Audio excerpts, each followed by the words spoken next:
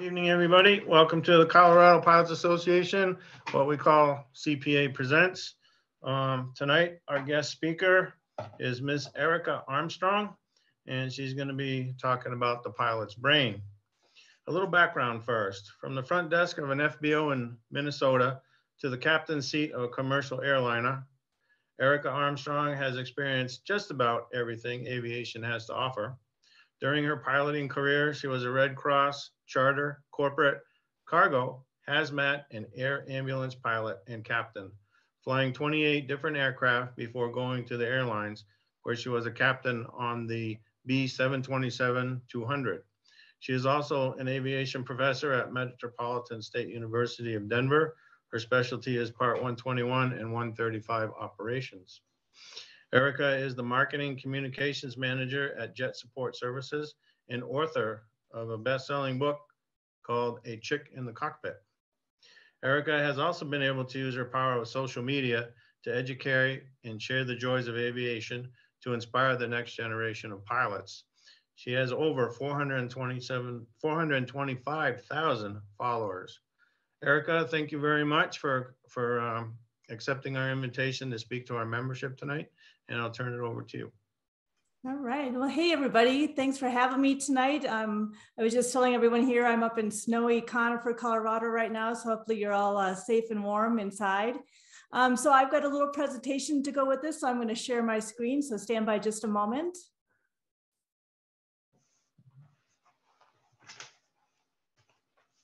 All right. And I just need one person to say that they can see the screen. I can see it. All right, thanks a lot. Thanks for the introduction there, Michael. All right, so tonight we're going to talk about the pilot brain. Even if it's a half a brain, we're going to talk about it tonight. And so I'm just going to get real quick overview, start with my perspective, kind of where I'm coming from, understanding, you know, how gathering all this experience through a lifetime kind of brought me to this point. So I'm not going to go through all of these, but flying in the Part 91, 135, and 121 world, I saw different ways of being trained. So I know everyone in the audience has different levels of training. There's student pilots tonight, and there's also experienced pilots. So this will kind of apply to all of you in different aspects. Like Michael already said, I did the on-demand charter, air ambulance, flew the hazmat, cargo, corporate, did pilot services. I was based across the country, so I'm sure I've run into you at one point or another at an airport. For the newbie pilots out there, trying to get those first hours, it's all about the networking. I got my very first flying job with the 99s. I actually volunteered my time, but the Red Cross paid for my airplane and fuel. So it was a great way for me to get my first 500-600 hours to have somebody else pay for it. But the bulk of my time is in that big airplane there, the 727. I got to fly all 3 seats. But my interest in going deeper into pilot training and aircraft systems and going on further to teach all that actually came from that little flight engineer board right here. We don't see them very often anymore because that third person is now replaced by a computer. So 2 things happened in my life. First of all, I'm adopted. So I've gone through my life always wanting to understand the difference between nurture and nature. So are pilots born or made? What is within us that drives us into this industry? Because I'm trying to figure out how to recruit more people into the industry. So sitting back in that engineer seat after flying all these airplanes for years, I wasn't actually getting to fly an airplane. I was running aircraft systems, but what I got to do was watch. So I used to be able to watch the captain and the first officer. And you know, 90% of the time when you walk in the cockpit, it's a whole new dynamic. You don't even know who you're flying with. So it was always fascinating to see what teams worked well, what makes somebody thrive, and especially during an emergency, what teams were high functioning and what were those key things that changed the dynamic of that situation. So always interested in learning that and bringing it back to the student pilots again. What can we learn from the people who've been in the industry for years and years? Why do 20,000 hours pilots make a mistake? And what can we do way back at the beginning of that training to set that reflex so that it doesn't happen? So today we're actually going to talk about you. We're going to talk about your own personality, your own brain, and your own reflexes. And I'm just simply talking about it and making you pay attention to it. You'll be surprised at how different you will handle an emergency into the future. So your individual personality, it shapes how happy you're going to be if you decide to make this a career. If you stay in aviation, it'll decide on what your happiness is and what segment of aviation will make you happy and where you'll thrive. Your personality is also a factor on how you operate under pressure. So we're going to spend most of our time talking about that. And today by talking about it, we're going to raise your own situational awareness. I know you've watched the headline news the last couple of weeks, few instances where pilots lost their situational awareness. And these are highly qualified, highly experienced, highly trained pilots who have 5 seconds of situational awareness loss, right? So we'll talk about not just preventing that, but going beyond that. In that moment, how are you going to shake out of that and get yourself back into that moment? So we're going to talk about that today. So going back to that question, the answer is yes, they're both born and made. There's a certain thread of personality that draws us into the industry, but making good pilots takes a lot of time and energy and out of the box thinking, changes in the way that we're training pilots, all the new competency-based training and assessments that are out there.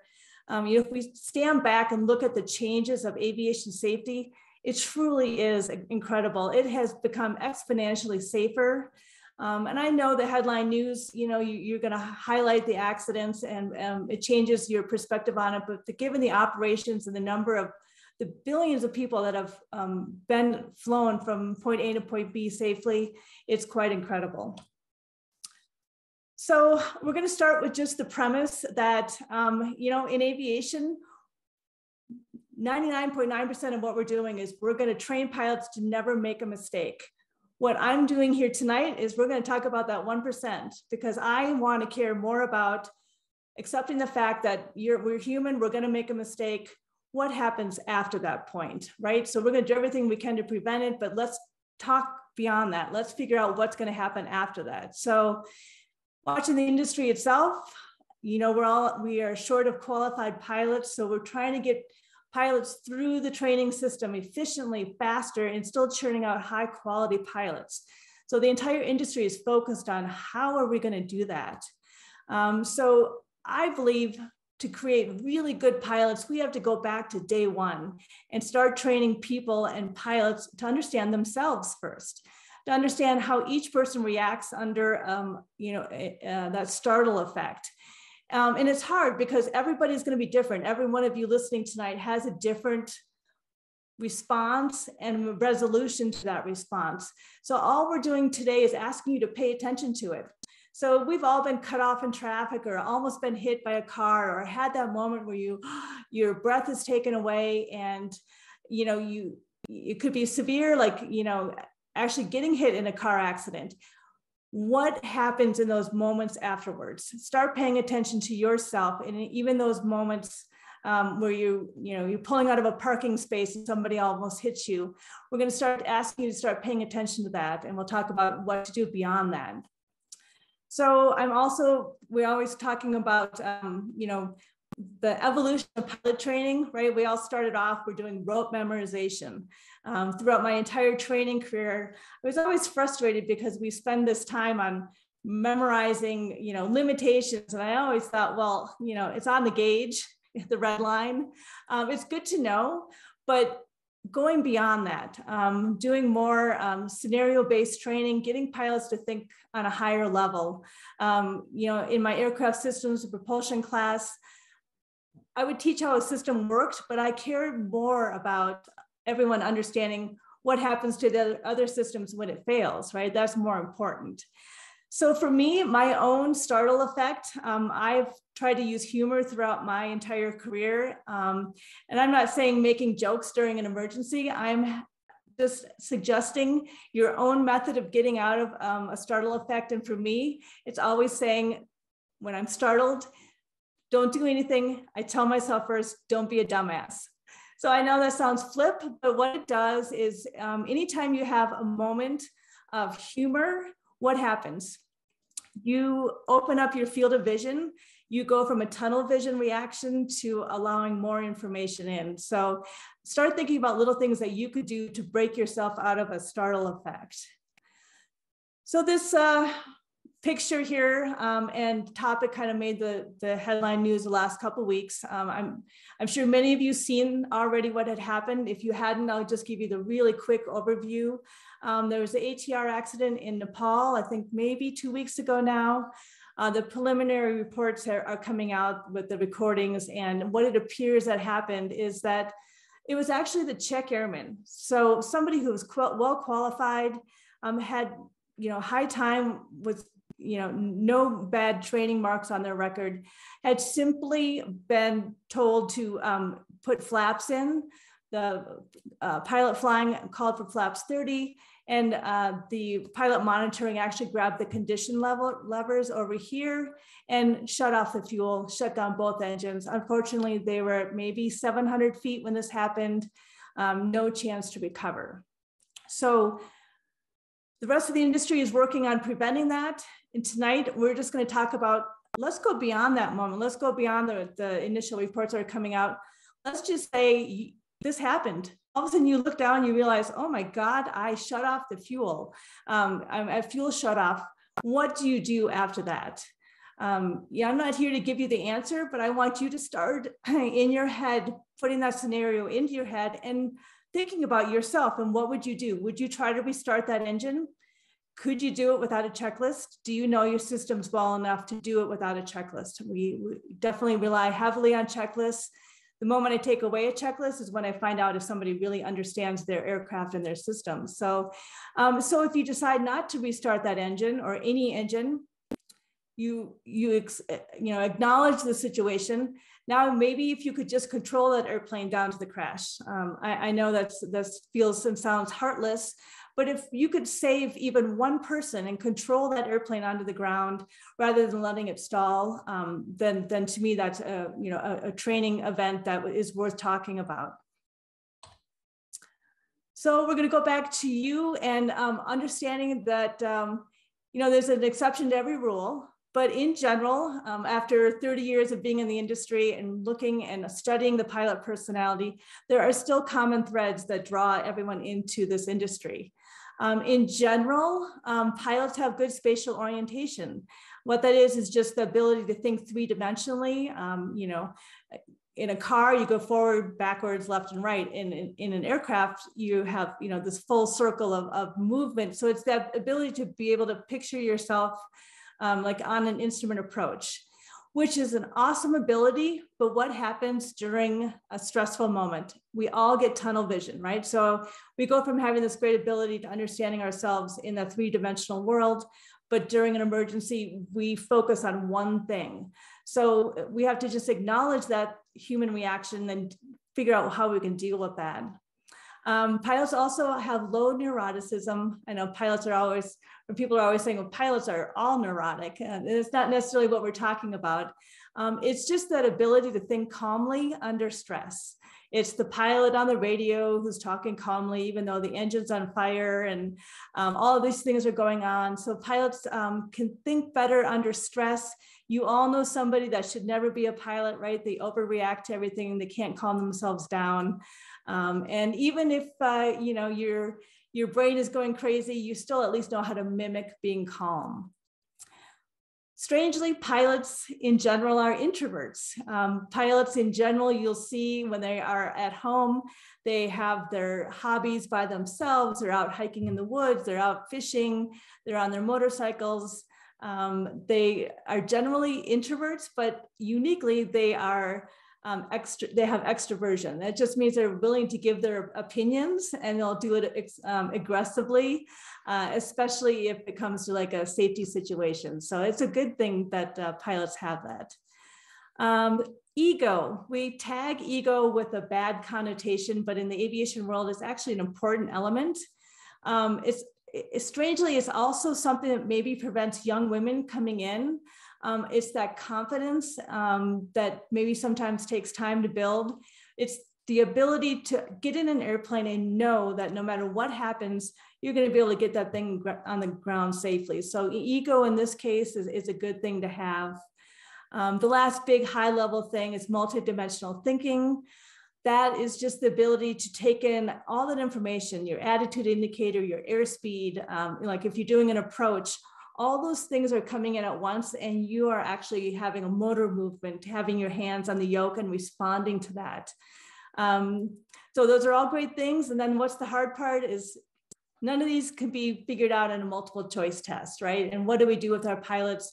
We run them through multiple choice tests. I mean, there's limitations on what we can do, but being able to take a test isn't necessarily going to translate well into being a really good pilot. So just something to keep in the back of your head, especially for the flight instructors out there.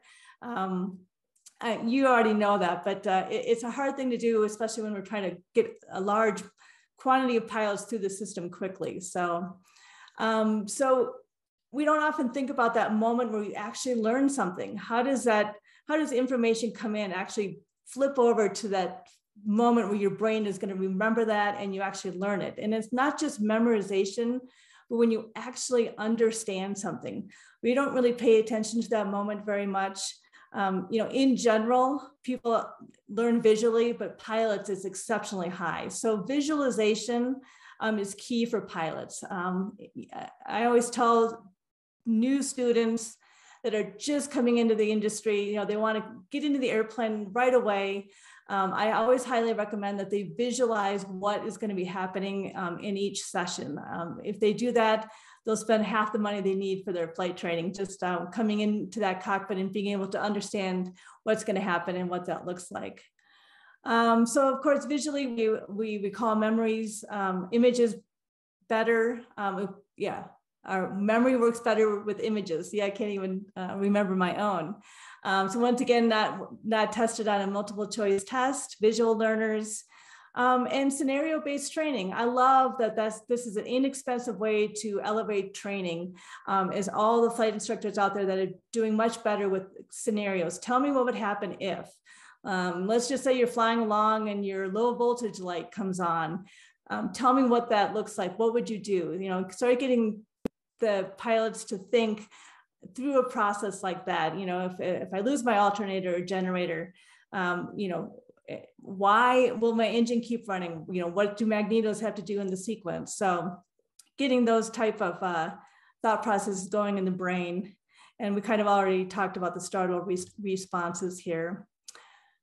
So multidimensional thinking, one of those elements we just talked about, there was a really cool study over at Drexel University. I kind of reinforced, but we kind of know anyways. They were trying to quantify thinking, trying to actually measure the quality of thinking. So our brains store all this information. And then when it comes time to retrieve it, we have a pathway to get to that information. So they put pilots in a simulator on the ground and had them run through just normal procedures, a couple emergency procedures, and they traced the pathways, how they access that information.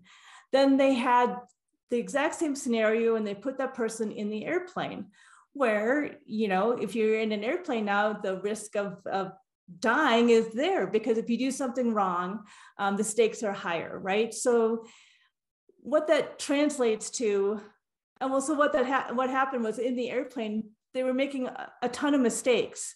They accessed their information differently each time.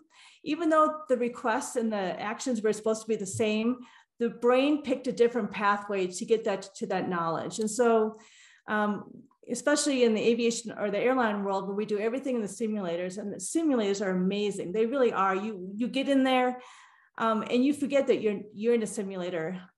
You come out of there drenched with sweat, you got IFR breath, the stress is there, but on another level, your brain knows that you're safe. There's no element of fear there.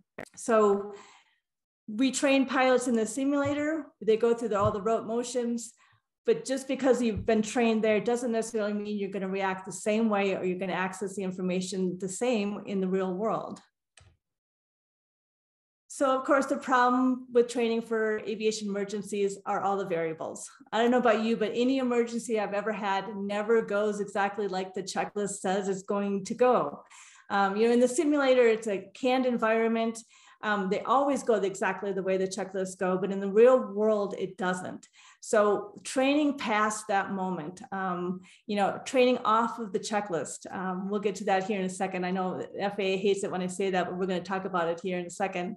So in that moment during a crisis, you don't have facts. All you have right at that moment is just information coming in, and we have sensors just like airplanes do, and they can fail just like airplanes do. So go back there. So how do we calibrate our sensors? What happens when a sensor fails? So the first thing that we can do is to reframe and refocus. So Air France is a great example of multiple things, but in the Air France, I won't go through the whole thing, but they just had a pitot tube get blocked. So they just didn't have airspeed. That airplane actually entered the water with 100% of its systems working, right? So in that situation, if they just reframed it and they said, okay, we have 2 good engines, we have all the other engine parameters are normal, nothing else has changed. The only thing that's changed is the airspeed, right? So if somebody just verbalized that from the very beginning, if you knew that your engines were exactly where they were, they may not have reflexively started changing the power settings, changing the pitch. So it's just that one moment of setting up the scenario for an emergency can make all the difference in the world. So reframe and refocus and state out loud the main components that are working first, instead of focusing on what is failed, because that's the human instinct. Just, even if you've got one engine and it's failed, what do you have? Well, you got airspeed, you have some sort of altitude, you've got something. So reframe that situation and control that situation from that point on. So my students, I sit and talk about this, but they don't really quite believe me. So this is just a little example of what your brain does while you're under just a little bit of pressure. So I am just going to give you a sentence to read. All you have to do is count the number of times you see the letter F, right? This should be super simple. It's one sentence. You've been reading your whole life, but I'm going to count down from 10. And so you have a time pressure, you have something that you haven't seen before, but it's a really simple example of your brain under pressure. So are you ready? Okay, on your marks, get set, go. 10, 9, 8, 7, 6, 5, 4, 3, 2, 1. Right? How simple was that, right? Just count the letter F's. So there were 6 F's there. I don't know how many you all got, but very rarely I said, what did Michael get? Michael got 2, all right. So what is your brain doing there, right? So it's pushing aside the things it doesn't think it needs. So generally the ofs are scanned over, right? Your brain is just trying to scramble for the big picture. Right. So in an airplane, it's those little things that can make all the difference in the world. If one instrument is not working, right? Just that moment of chaos, we just tunnel down our vision. We don't take in all the little fine details. So that's just an example of what your brain does. Even though you're telling it to do something, and it's very specific and it's very easy, when you have elements of a sentence, even though it's words and letters, you all know, it's not laid out exactly the way that you're used to, so that just a little change can make your brain kind of shut down. So you have all that going on. Now you also have another physical reaction to stress. So even if you tell your brain what the mistake is, if let's just say you're flying along and your attitude indicator fails, your brain sees that thing sitting there. And not only do you have a mental challenge, but you actually have a physical reaction. So in order to show you kind of what that looks like, I'm just going to show you a picture. It's no big deal. It's the human face. It's just a little bit different. So you can sit and tell your brain, hey, this is just a picture of a person with just an extra set of eyes and lips. And we don't really have time, but if I let you sit here for about 3 or 4 minutes, your stomach will actually produce more stomach acid. You could maybe start developing a headache. You can feel the stress going on in your head. So even though you're telling your brain, this is no big deal, it has a set pathway and its expectations of what it's going to see. And when it doesn't see what it thinks it should see, you actually have a physical reaction to it. So your brain is kind of on overdrive when you have a stressful moment. So just some of the things that we can do. This is a gigantic topic, and you can spend the whole semester of a college class talking about it. So this is just really a high level kind of starts to just bring up the topic. So what can we do? We can remove anchoring methods of training. So that's just the tendency to rely too heavily on one piece of information. Just trying to break that human reflex to focus on what the problem is. And to expand it and verbally state the main components that are working, not what's failed. More scenario-based training. I can't begin to tell you how useful that is to have pilots think through the whole thing. Like on my final exam, I would give you the question, just say you're flying along at like flight level 350, and you are about to start your descent, and you pull the power back and both engines flame out. So my students are always like, that'll never happen. Don't ask us questions like that. I'm like, are you kidding? There was Beach jets that were flaming out, dual flame outs. Not too long ago, some aircraft were fueled with DEF inside their Jet A, and they had dual engine failures. There was an airplane on final in London a few years ago that had a dual flame out. So ask those crazy questions like that. If you get to the airlines or the business aviation world and you're in the simulator, I know those things are so expensive. Companies are coughing up big money to have you there. So when you go into the simulator, what's coming up. You're going to have engine cuts. You're going to do all, your seat bank turns, and the sequence that's coming up. And I got to the point where I could hear them flip a switch. And I'm like, oh, I know this is going to fail, right? Which is great to get you through your sim session. But I hope instructors out there at some point will give you 10 minutes to just load you up with a ton of emergencies, one after the other, and just fly it. See how many emergencies that your airplane could handle, and what of those systems do you actually need to fix to get that airplane on the ground. So it's fun to just do the scenario and talk about it. So the part that the FAA doesn't like me even suggesting is to take away the checklist.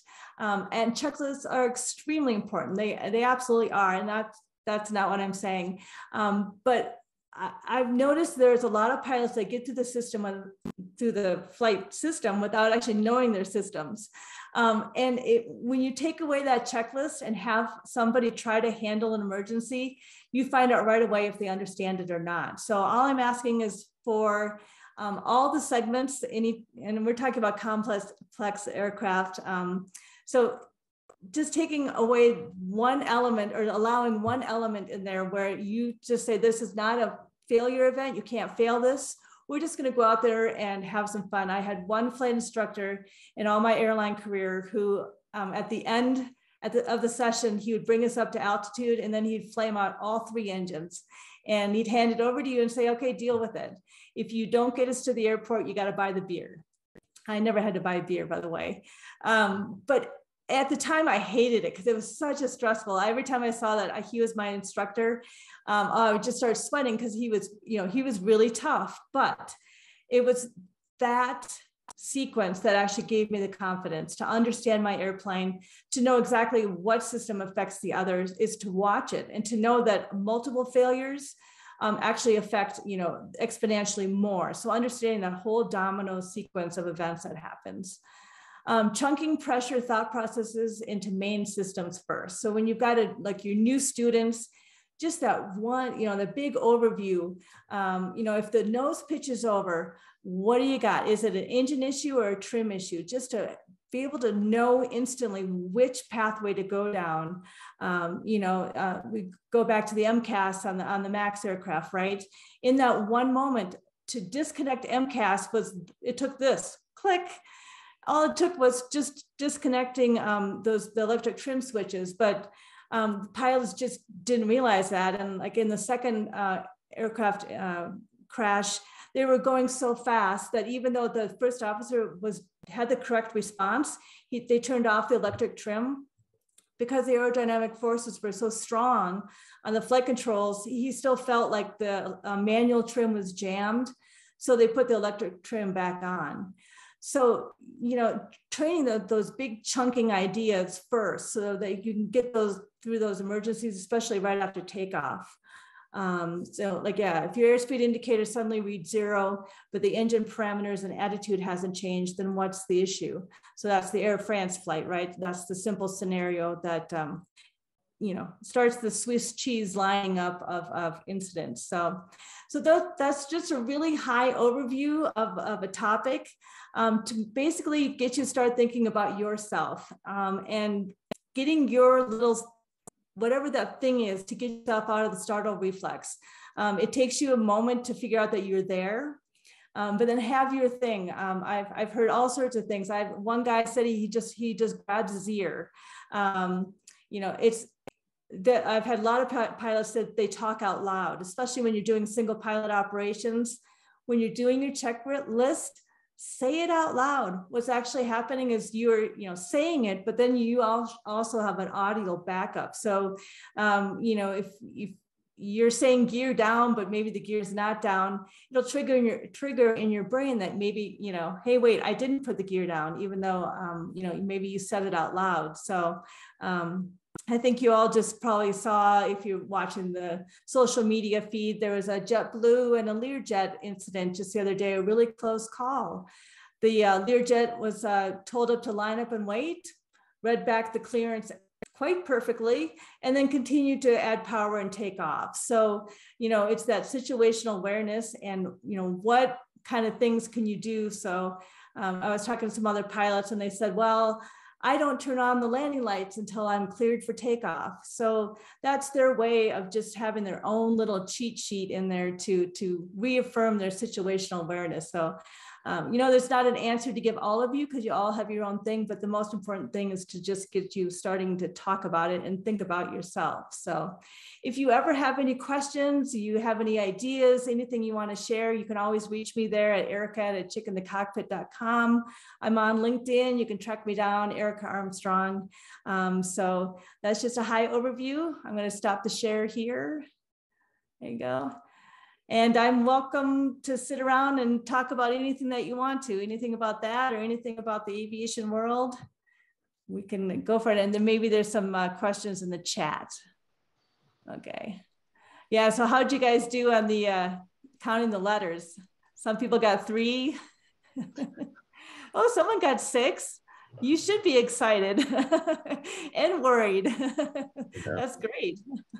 I didn't do too bad on it. The problem is I have a tough time with numbers sometimes, and it's like, did I count 5 or was it 6? I don't remember. You can use your hands. Yeah. I got a couple questions. I wrote down a bunch of notes. And before I forget, on that Learjet, and I think that was a Southwest that was coming in, and they did the go around.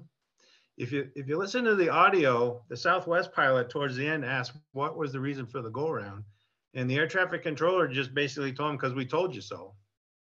He didn't say anything about the Learjet or anything. And I'm waiting for ATC to contact the Learjet and saying, hey, when you guys get wherever you're going, call this number. But the audio stopped after the ATC said, because we told you so. So yeah. I thought that was rather interesting. Oh, don't worry. It's, you know, the old fashioned, I've got a number for you, isn't necessarily the case anymore. They will track you down. Anytime there's an incident like that, it's, don't worry about, if you think you got away with it, if that, you know, when that Lear took off and left the airspace, I doubt that they ever thought that they were going to get away with that. They track you down. So yeah, so even if you don't hear those magic words, you better follow up. Right. Or file an answer report. Yeah. On the crash, and I think you said it was in Nepal. For the engine levers, there's 2 levers, but for the flaps, there was only 1 lever. So if the check pilot or whatever thought he was putting down the flaps, he grabbed one of the 2 levers for the engine. I'm thinking he probably shut off one of the engines, and that was the reason for the roll in the picture. Well, that would be a good guess. The role in the picture is you're actually watching a stall. So yeah, every airplane, one wing is going to always stall before the other. So what you're seeing in the picture, regardless of whether one was going or not, but you're right, it would definitely, if one failed, you'd be definitely rolling into the dead engine.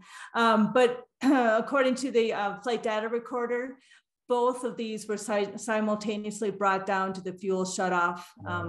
Okay. So it's hard to see in the picture, but if you look at it from underneath, there's actually two plastic clips underneath there. You have to pull up on to get that thing over to feather and, to shut off. So, it's, somebody thinking ahead, there's the last flight of the day, they already have their head on the ramp, right? It takes 1 second, right? To reach over, and you would think that ergonomically that they were separated enough. I mean, I just have never heard of this particular thing happening before. But I did, after this came up, people were sending me other similar accident reports. I was reading one about, I can't remember the aircraft, like a Premier. They had a pilot passenger in the right seat with like 1,500 hours. So it's not like a newbie pilot. But the captain told him to pull off the power. And so he actually shut down the engines. He pulled off the power, but and not in the way the captain wanted him to. So, when you look at this situation and everyone's like, well, should we redesign it? I'm like, gosh, no, really. What is it that we can do way back in the beginning of training? In this particular case, it's like, slow hands, man. You got to really think about everything that you do, because there's nothing that needs to be done quickly, right? So, yeah, I mean, but I will say that both of these, when you go to do the flaps on these, it's the same motion. You still have to pull up and down. It's not, you don't just push them down. So both of them have a general flow to them, but yeah, that's a tough one. Okay. Yeah. Now you talked about ego. Everybody's heard the old pilots and bold pilots, and there's no old bold pilots. So at some point, the ego can be dangerous. Can be really, really dangerous. I've run into a few people like that over the years. So that's you got to take it. You got to be kind of, I don't know. I understand the ego part. You got to be real smart. You see the fighter pilot guys and stuff like that doing their thing. So I can understand that. That model you have behind you in orange, I believe is that the X-15? It's the Bell X1 with Chuck Yeager is signed. Chuck I have a Yeager. signed. Yeah. And that's what I wrote down, Chuck Yeager, because I read his, I believe it was his autobiography or a book about him. And one of the things that made him such a great pilot, he studied the systems of the aircraft. He knew the systems, and every aircraft that he'd flown from World War II up until, he was flying the F-16s or the F-15s. And because of his systems knowledge, if there was an emergency, he knew how that the different systems interacted and what he could do to overcome that.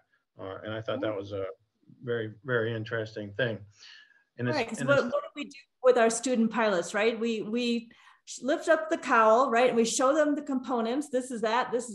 And I know about you, but for years, that's all I knew. I knew, what could fail, but I didn't understand how they all interacted, right? It took a lot, going through and then flying the turboprops and the King Airs and, on my own, digging deeper into understanding it. Because they teach you how to do it operate the systems in the cockpit, but I wanted to know what was actually going on. And we, it's so hard. We have to teach our pilots so much. It's such complicated airspace. We were just talking about that. There's so much to learn. But if you spend that little bit of extra time in the very beginning, they'll take that with them their whole career. So it's so important. Yep. And just the other night, I just happened to turn the TV on, and I was in the middle of the Sullenberg movie. And I had seen it before, and I guess I wasn't paying attention, or I was out of the room the first time. But he got really hammered because they felt when they first did the initial testing in the simulators that he could have turned around and landed it. And come to find out that the pilots in the simulators practiced it over 17 times, and they didn't have the startle effect. And that was one of the questions that he brought to the board. So they redid it and they put in the startle effect and they failed in the sim. So that was an eye opener there, seeing that. I wanted to ask you about, I've been reading some stuff about the pilot training to get into the airlines. And I believe right now it's 1,500 hours minimum. Yeah. I've heard rumors, and even my wife told me about it, that they're thinking about reducing that. Do you know anything about that or heard anything? Yeah, I mean, the conversation's been in the system for a while. We went from 250 hours up to 1,500 hours, right? So initially, it was a knee-jerk reaction from the Colgan Air crash, which, hours had really nothing to do with that situation. But we put legislation in decisions made by people who don't know the difference between a yoke and a stick, right? So, it's hard. It's a challenge right now because we really do want pilots to come into the commercial airline world with a variety of experiences. But if you're just pounding around, just building time, boring holes in the sky, having another 10, 20, 30 more hours in a single engine piston airplane is not going to do you any good. So, in my mind, and it's seeing it, hours don't equate necessarily with whether you're a good pilot or not. So to me, I think somewhere in the middle would have been better. I think having maybe 850 hours instead of 1,500 hours was maybe a better compromise. It really depends on the type of hours that person has when they get there. So yeah, it's a tough one. I know it's going through the system. I doubt it'll get passed. I know they're trying to alleviate the pilot shortage, but at some point, right, we got to push back and say, no, we just got to find other ways to do it. Yeah. No, I saw that. It was a documentary on that, and the 1,500 hours was based on wasn't based on any studies. It was just Congress picked that number, and that's the way they said it was going to go. Right. I hope I'm not hogging everything, folks, but I got a lot of questions. The airspeed indicator, when your airspeed indicator goes to 0, I had that happen to me once in a Piper Warrior, and my daughter was with me, and yeah, engine was running fine, altitude was going fine, but my airspeed indicator went right down to 0. So we went down and we landed, and I talked to the owner of the FBO, and he said there's a bug in the pitot tube. Oh. So we got the bug out of the pitot tube, and everything was good after that. Did you go buy a lottery ticket that day? Well, that's a great scenario. And so for all of you listening, quickly in your head, what can you do? What else can you do? Do you have a GPS? Can you get the ground speed? You can call ATC and ask them to give you a ground speed. It's not, it's not perfectly accurate, but it'll give you a start. Do you know what your engine settings look like for base and final if you don't know your airspeed? So, let's talk about the scenarios on the ground. So I love it when people share stories like that, because then it gets you all thinking like, okay, so like even in that situation, how did you, where were you when it happened, and how did you safely land it? Right. Yeah. No, that was interesting. I have some more questions, but I'm going to wait till the end here. I'll let other people get in. Yeah, I've got a question, Erika. When I was learning how to fly, my instructor always impressed on me is that if you have an emergency, the first thing to do is you feel like you've got to do something, and that's probably the wrong thing to do. I actually had an engine failure in SoCal, and it was an M20J, so I only had one to deal with. And I actually did that, and it worked. I mean, I got down okay. I mean, the engine did seize up, but I was close enough to an airfield to put down okay. But I mean, how do you square that with what we've been talking about tonight?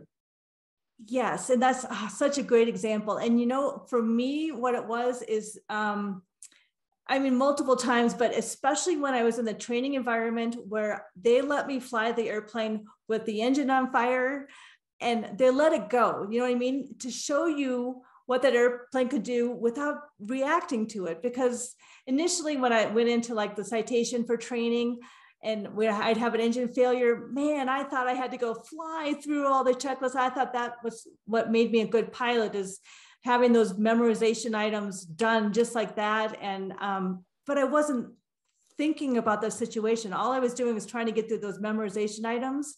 And that in that moment, that's the worst thing, because it's, the failures are unique and the environment is unique of where you are. So that's such a great point, is if you learn to always pause before you do anything, and understand that even in your situation, even though you've got a single engine failure, there's only so much that you can do at this point, right? So what are you going to do? You're going to go back to just being a pilot and flying and controlling that airplane. Letting an airplane stall is the absolute worst thing to happen. So the idea of controlling that crash is really hard, but that's where you want to be. So what was the result? Did you get it back to the airport, or did you do? Well, it was funny, actually. First of all, it's the context is important, because it wasn't like I was at 700 feet. I was at 3,500 feet. Oh, okay. And it was VFR, but I was an IFR flight plan. So I was in contact with ATC, and I was close enough. I was actually Santa Ynez Airport. So I circled around, but again, as we all know, a Mooney's a low wing airplane, lost the airport under the wing, freaked out a little bit, got it back. But on final, I was really too high to land, but too low to go around. So I just slipped it as hard as I could, bounced off the end of the runway into this beautifully mown field. And as it turned out, if I had skidded off the runway, there was a ditch there that would have torn off the landing gear. So it was about the best possible outcome I could have had. Right. I bet you thought about that scenario over and over again, right? I did. Well, it's funny. You feel bulletproof until you're not. Yeah. And, people talk about, how seldom engine failures happen. Well, they do happen. Mm-hmm. And, it's basically from now on, I always expect one to happen. Right. Always. And it's not quite paranoia, but it's just awareness. And see, that's why I love having presentations like that, because truly you do feel invincible for a lot of your flight training, right? But just to hear one person that you can talk to and listen to them, and just, so when you just said your whole scenario, I put my head right there. I'm like, okay, I can visualize it, I can see it. And so that if or when, more likely when is, for systems failures, you're going to have something fail, especially little things like even having a door pop open on you. I bet there's a bunch of people here that have had a door pop open after takeoff, right? And just a simple thing like that, people have died over. So it's so good to talk to somebody who's actually had a failure or an incident like that, so that, everybody here can be prepared for it. Yeah, but you know what? It's talking about it and having it happen isn't the same thing, as I'm sure you well know. Because people have talked to me about engine failures, and I had a door pop open once, and it was, I figured it out, and it was not pretty much of a non-event, I'm happy to say.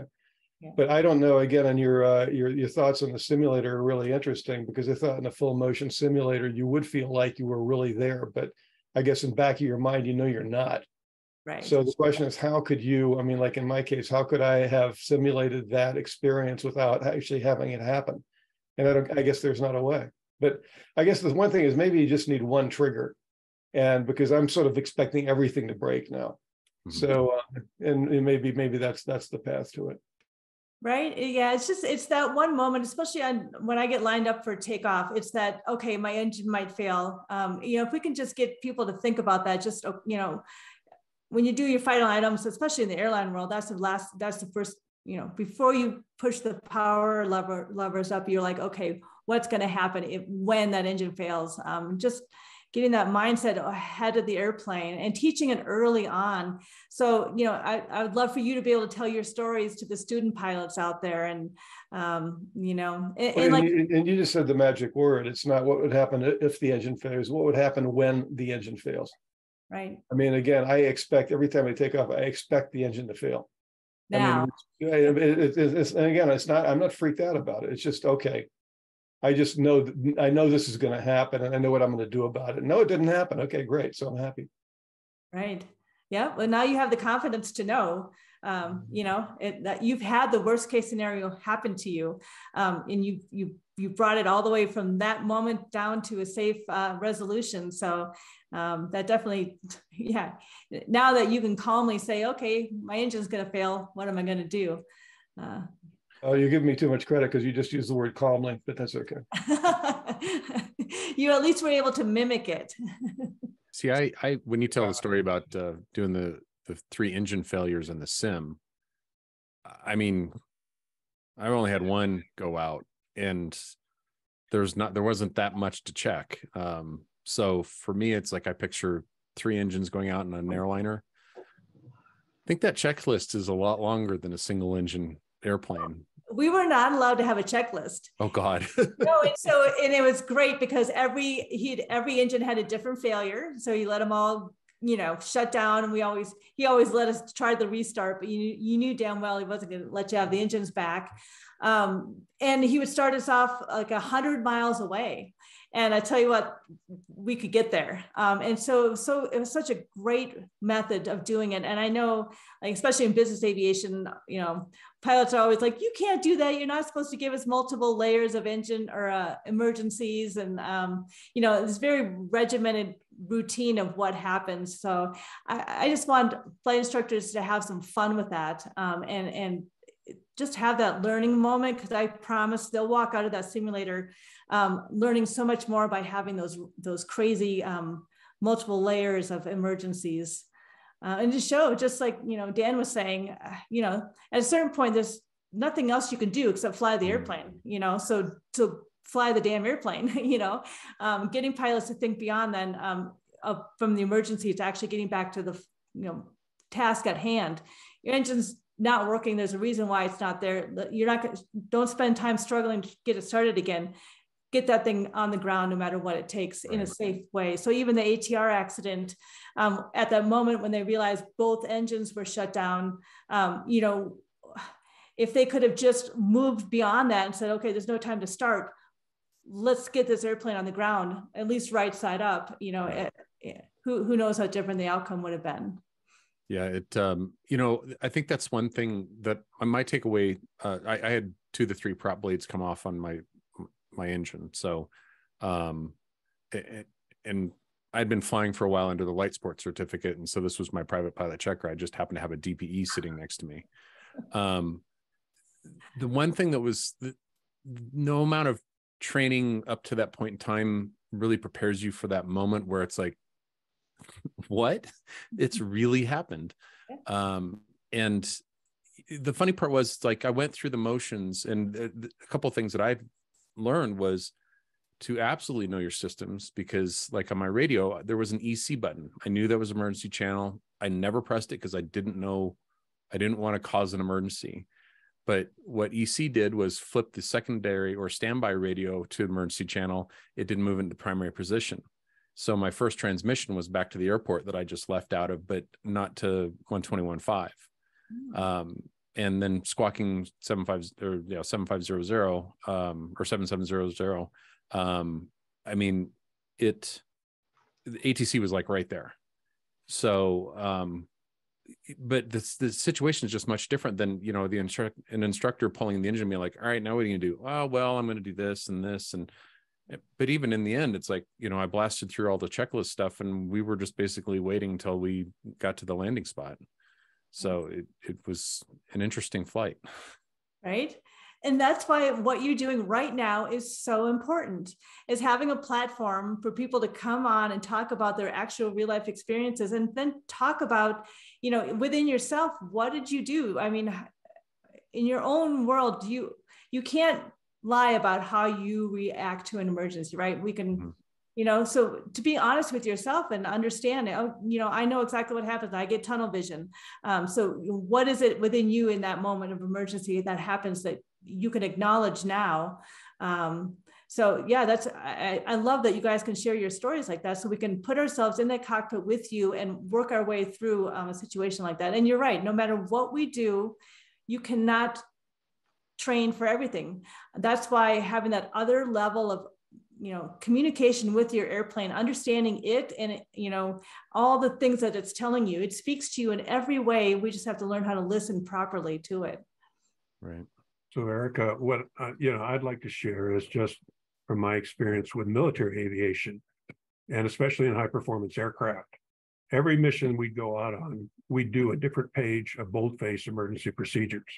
And in fact, in the F-16, one of the missions that you would do is a simulated flame out. Climb up to 7,000 feet, pull the throttle back, and you got to glide it back to the pavement. And you do that using speed brakes and, angle of attack, et cetera. But you plan for emergencies. You plan for loss of hydraulics, problems with landing gear, engine fires, et cetera. And you do that on every flight that you go out. You just go on a different page. And so it's a totally different mindset than most of our general aviation pilots don't think about emergencies. Whereas the military, we plan on having emergencies. And in my flying career as a flight medical officer, a flight surgeon, I had 6 in-flight emergencies. I had 2 engine fires, I had 2 bird strikes, I had 1 near midair, and an auto rotation to the ground. And so I got to watch crews up close and personal, how they responded to these emergencies. And, for example, we had taken a C-130 deep in the interior of Alaska and had the number 4 engine fire light come on. We shut it down. Immediately, the aircraft commander asked, "What's our 3-engine ceiling?" Because we had just flown past Mount McKinley. And engineer comes back with an altitude. And his next question was, "What's our 2-engine ceiling? In case we lose another engine," because that meant we're going to have to fly out over the Bering Strait to get back around the mountain range. But, watching how they think and plan in being able to handle those kind of emergencies and expect them, because like you say, they never go as you plan. There's always something, even down to the point of ejecting from the aircraft. One of the things that happens is you have this time expansion. And so when you pull the handle, it doesn't happen right away. And all of a sudden you hear all these little noises and whirling sounds and clicking and clacking. And then when it seems like forever, the canopy blows, and then you finally eject. But one of the pilots, said in this time expansion, his favorite pencil was on the console. He had enough time to reach over, grab his pencil off the console as he rode the ejection seat out of the aircraft. And so, not that he was going to be able to hang on to that after the parachute opened, but, it's just one of those weird things that as you talk to people who have gone through those kind of emergencies, there is that other dimension that nobody teaches you about. And so I appreciate what you're doing. This is good stuff.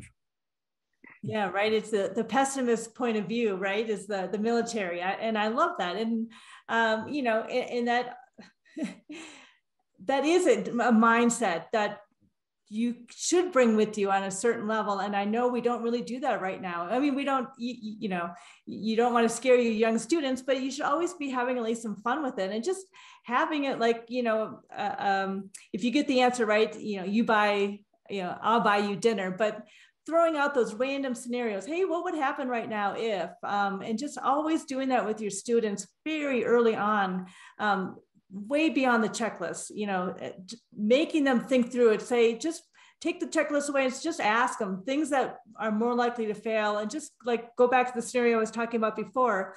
I was reading a couple NTSB reports where some private pilots who were setting their airplane down in the field because their low voltage lights were coming on. They thought they were going to have an engine failure.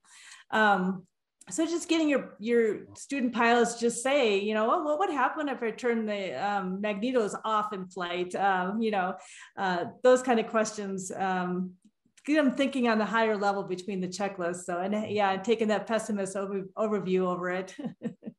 I bet you've seen a few things, good stories there.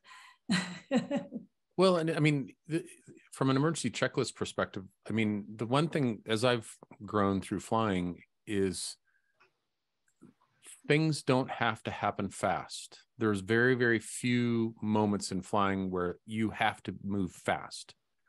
Everything else is a meaningful and deliberate movement. So, in my engine out issue, I mean, the ride was over when the prop blades came off. The ride was over. I mean, I went from an airplane to a glider. And I just happened to be over a field. So there wasn't really a lot of critical thinking that went into what's my next steps. So, and I have a buddy of mine, he's not on the call, so I don't have to worry about it. He was out flying. He was getting ready to go start flight training, and he'd done a lot of study on best glide and everything that he needed to do if he lost an engine. And he told me, he had it down and he was going to do it. And we were out flying one day, and I was letting him fly. And I reached over and pulled the power on him. you know, I beforehand, I was like, you know, best glide, what do you think it is about here? So, you know, he was all, mindset was all there. So when I pulled the power, I mean, the very first thing he did was shove the yoke straight forward, and we just went straight down. And I'm like, what are you doing? It's like, you're doing 140 knots. It's like, best glide was what? So it was, he learned a ton in that minute or two, and just that demonstration. So as I've grown, it's just like, oh, okay, that's not working. Okay, well, let's troubleshoot it for a minute and figure out what's going on. I mean, we're still flying. The wing didn't fall off, so we're okay. Yeah, exactly. Right. In that one moment, right, you push over too hard, you do a 0G, and all of a sudden there goes your charts. And then now you don't have charts, and maybe your headset came off, you know. Yep. Yeah, that one little moment of uncertainty of what to do, and you do something anyways, can cause a whole other chain of events. So yeah, that's a good point. I got one more question for basically a comment. I saw an interview that you did back in January with a young lady. It was very, very good interview that you did. All I remember is she had the earth behind her, and it was in blue. And one of the things that you talked about, or you brought up, and you asked her to maybe delve into it a little bit more, were some medical issues, some anomalies that you're finding out with older pilots that have retired from the commercial airlines. And I thought that was very interesting. If you just wanted to touch on those three for our audience that are viewing tonight.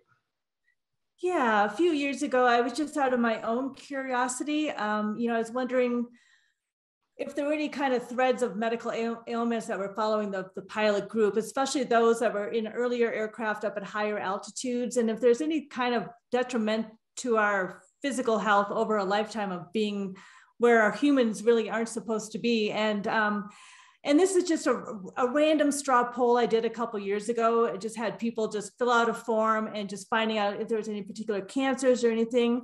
And what rose to the surface was strange things like throat cancer.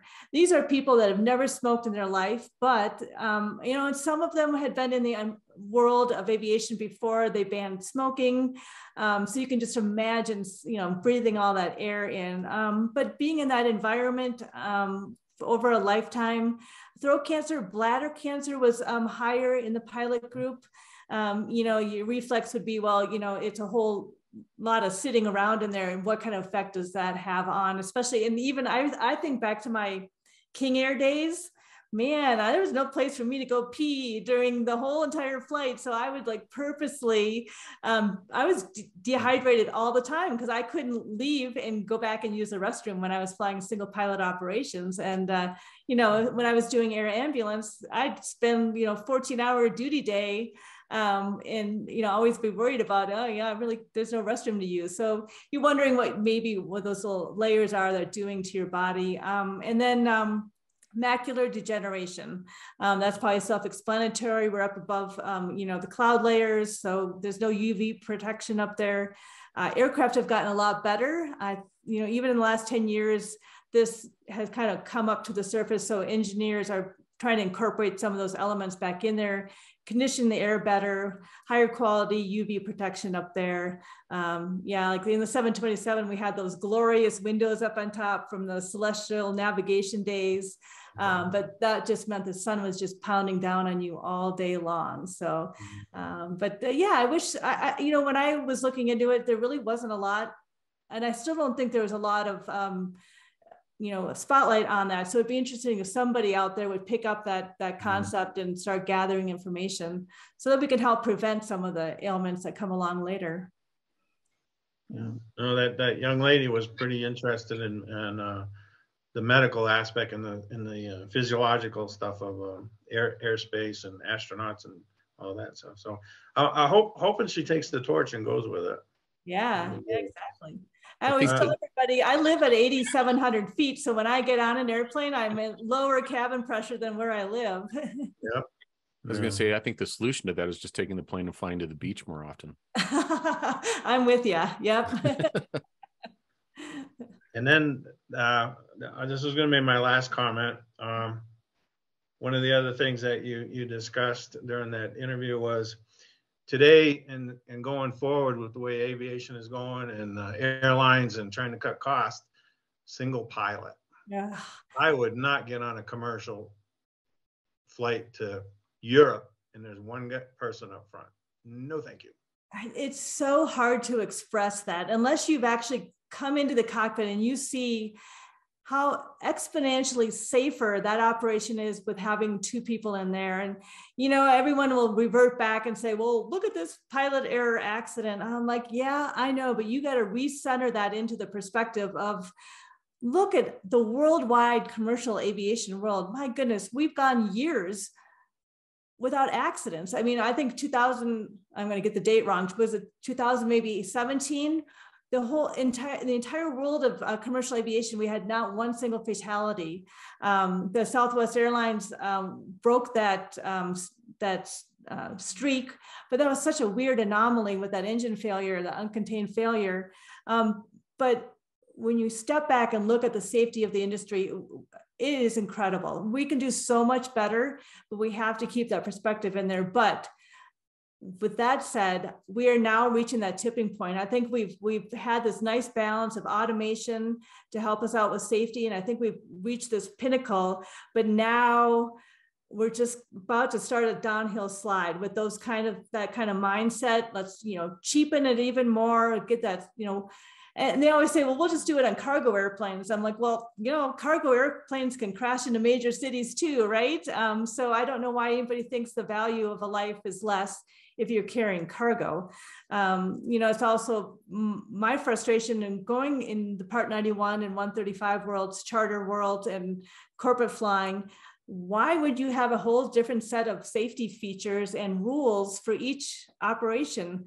To me, if you're carrying a passenger, you set a level of safety and you just keep it there. So I was always frustrated to see that safety net being lifted for Part 91 operations. So there's got to be a happy medium in there. But you bring up a good point with the way we're going. So I'm going to ask a little bit of a devil's advocate question on that. I'm wholly on board of dual pilot. I mean, having been single pilot in IMC, that's just not fun. Yeah. I can't imagine with a bigger airplane. But because I wasn't around during this time when there was the transition from the dual pilot with the flight engineer. Was there that similar conversation that was going on when that transition happened? Oh, absolutely. Yeah. And, the three pilots, actually back then, it wasn't even three pilots. Most often it was a mechanic back there. Just at the airline I was at, they wanted us to be pilots, but we did actually have a couple that were just pure flight engineer mechanics. They weren't actually pilots. So the industry definitely pushed back.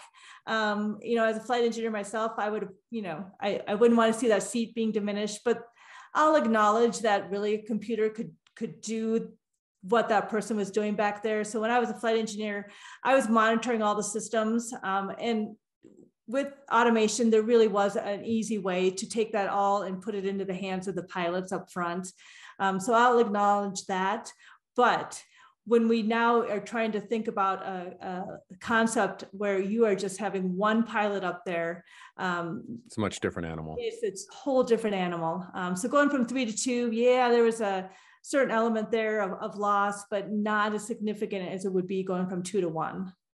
Yeah, I mean, even a fly-by-wire kind of thing where, you've got a remote set of pilots that are sitting in their, lazy boys at home and remoting in to, and I'm doing the extreme on this, but, their butt's not on the line. And if it's turbulent or if they're having problems or something like that, I mean, it's a bad day in the office. It's not, gosh, how'd you do today, Bob? Well, I killed 300 people, but, I got another flight tomorrow morning. Right. So.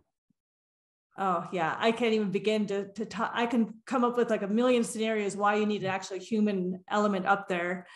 We just aren't at that level yet. Doesn't mean 50 or 100 years from now we have some sort of breakthrough in automation, smart automation. But I mean, I've got a brand new refrigerator, freezer, and it can't even make ice cubes right. So I just think we just aren't there yet. I don't doubt that our kids, our children's children will be seeing something like that. But just right now, we have such a long way to go with that. And what it means to be a pilot will change over time, but we still need pilots. It'll just be kind of different in what they're doing. And if you're on the ground, you don't get to call yourself a pilot. You're an operator. Do you think it might be a kind of a slow roll kind of thing where some of the local transit hopper flights might be the first ones to go automated? Because I mean, I don't want to say it's less risky, but the exposure is probably not there. Well, look at the problem we're having with the self-driving cars. So True. Stay tuned. But the other challenge is understanding the logic and algorithms that are being used behind the scenes. And when you're in single pilot operation, you don't know how the airplane came to that conclusion and what it's planning to do beyond that. And so being able, we got all this fancy software out there, but now how did it arrive to that conclusion? And is that the right one? And now you're going to have to outthink the artificial intelligence to say, do I agree with that? And am I going to allow the airplane to do that? And so as we continue to develop these systems with beautiful glass cockpits, what's going on behind that glass? Well, that's already happening. I was flying in the LA Basin one day, and a guy was in an Airbus, and ATC told him to descend and do so. I can't remember what it was, but he said the airplane won't let me do that. Yeah, that should never be uttered out of the pilot's mouth, right? Yeah, absolutely. That automation should be there to notify, to wake up the pilot, to inform, to suggest, but it should never control the airplane. That pilot should always have the ultimate authority to press one button and have absolute control of the aircraft. So, MCAS was self-explanatory in what happened there, and just having a simple sensor failure and not having pilots trained. And the irony of it all is e-learning has gotten so good. The training for MCAS really could have been sent to your iPad. You could have had that system described there on the iPad, showing you where it is, how it's hooked up, how to disconnect it, because it's a flip of a switch. And so, when we talk about concerns about cost of training, there are other ways now to train pilots that have evolved, especially because of COVID, learning how to do distance learning. It was a simple solution. And, I think the industry just made a layer that was too hard to get through, but it was really simple training element that they just kind of denied. I wanted to comment on the training aspect of things. So CFI is the next rating for me, and my brain is thinking in that direction a lot. I'm taking notes as I go along through my life, because I'm encountering a lot of very fresh private pilot, instrument rated pilots, the younger ones that are, they're blasting through all the programs. And it's amazing some of the simple things that they just don't know how to do. Very competent. They're knowledgeable. They've absolutely earned the ratings that they've been on. But I was out with a commercial pilot who's been building time in a 206, and I took her up to fly up in the foothills. And when we came back, we taxied over the fuel pump, and she's like, "This is only the second time I've ever put gas in an airplane." And I'm like, okay, so I'm going to create what I'm going to call the Brian certification standards. That's going to be everything outside of the ACS, and just have those types of nuggets that I think, it doesn't need to be in the FAR aim, but it's just not getting taught. Yeah. So yeah, it depends on where you learn how to fly, right? And it's so cool that students learn how to fly here in this busy environment with the tower controlled airport. Yeah. But I've learned how to fly in Minnesota. So, and when I was flying for the Red Cross, 90% of the airports I went into were unattended. So it was the self-serve pumps, and Sure. nobody's there. And So yeah, it definitely depends where you are. And I'll tell you a scarier story. I was actually on the 727 coming back from Cancun, flying into a snowstorm in Minneapolis. And it was my first officer's leg to fly. And we got the weather and it was like 200.5. There were some people going missed. And he looked at me, he's like, this is going to be awesome. I've never flown an actual approach to minimums. And we have 173 people behind us, right? So, and I tell you what, we had our briefing and I knew I'd seen him, I'd flown with him already that month and I knew he could do it. And he did. And we had a horrible crosswind. He just rolled that thing on. It was perfection. So, and I'm like, right. We got to the, at the end, I'm like, how in the world did you get to this point in your life and not shoot an approach to minimums? He's like, I flew Southern California. I was flying all down Mexico, Caribbean, blah, blah, blah. And he just had never had an approach to minimums in the snow. And, but that's the other example of hours don't equate to experience. So, right. But, he did a perfect job. We have a question in the chat, which I think if anybody else has any other questions or comments, I'm going to read it because I think it's probably good to end on, but it says, can we finish with all the reasons why it's so worth to be a pilot and this kind of brain? Yes, right. Attention deficit disorder. Every pilot likes to have the variety in their lives, but you know what? When I flash back over my entire career, I can't tell you the depth of change that this industry will do to you in such a good way. You truly become a pilot. You don't just fly, you're not just a pilot, you become a different person because of all the lessons you learn and all the extensive training and the mindset that becomes you. It changes your perspective on anything. So, I mean, there's those exquisite moments. My favorite moment in flying jets is when you get to break out on the top of an overcast layer and you get to level off and you look over there out the left window and you can see your airspeed over those clouds and you are up there in charge of 173 people. There is nothing like it. It truly is not something you leave behind at an office. You take that with you every moment. It's both a burden and a joy, but yeah, it's a wild ride. I'll say that. It's if you decide to do this for a career, you're going to have a lot of dark, lonely days where you're questioning your sanity. You're going to have those ups and downs, just like we were saying. The whole industry rides the economy, so. No 2 days are the same for better or worse. And I promise you won't regret it. Well, Erika, I want to thank you on behalf of the Colorado Pilots Association and all the viewers we had tonight. Excellent, excellent, excellent. I really enjoyed it and I hope everybody else did. There was a comment here of a person that has read your book and recommends that we all get a copy of it. So all right. I was definitely thinking about that later on. I'm going to do the same. But once again, thank you very much. I really enjoyed it, and I hope everybody else did.